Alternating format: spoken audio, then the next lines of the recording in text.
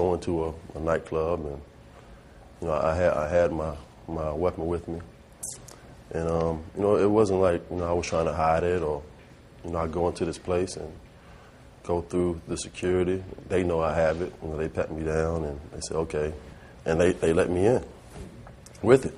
So that just that security at the Latin Quarter patted you down, felt the gun, you produced it, and they said go right in. Walked through the metal detector, let me in, and I'm maybe there for like maybe 5 minutes, and it's getting so crowded. Everybody's coming over. Hey, how you doing? So the VIP says, hey, I'm gonna take you upstairs so you can relax. Nobody will bother you.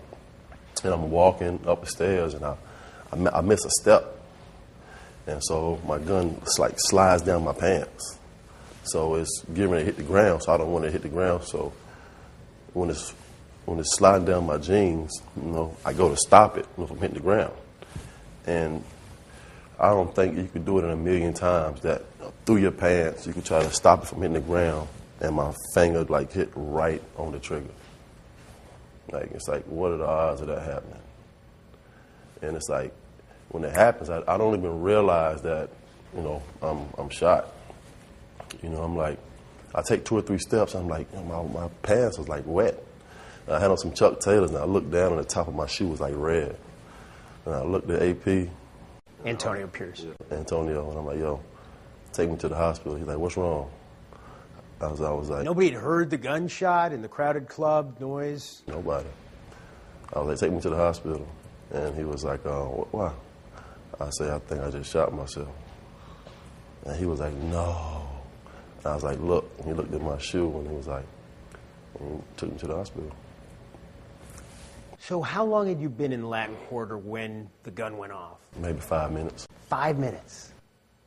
Because, some of the stories were, and nobody knew because we haven't heard from you before, but there were reports that you were in the VIP room when it happened, but you were actually... I never even made it up to the VIP room. You were walking up the stairs. Walking up the stairs. And, of course, there were reports that you were wearing sweatpants. No, I was wearing some black jeans. I had on a sweatshirt. Why didn't you have a holster? Bad judgment. I look myself in the mirror every morning and be like, you got yourself into it. You got to get yourself out of it. Get your life back on track.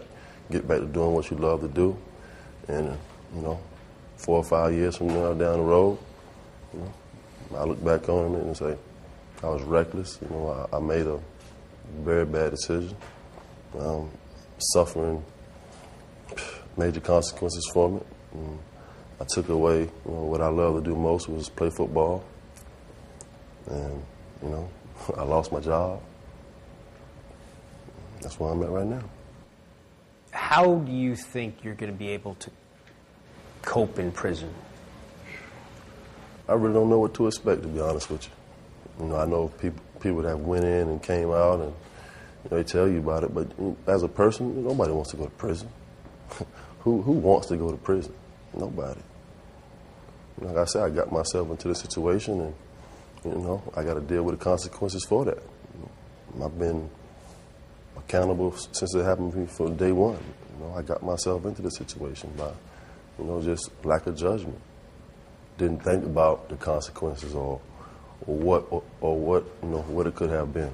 If I would have thought about it, then I wouldn't have made the decision to take that gun into a nightclub.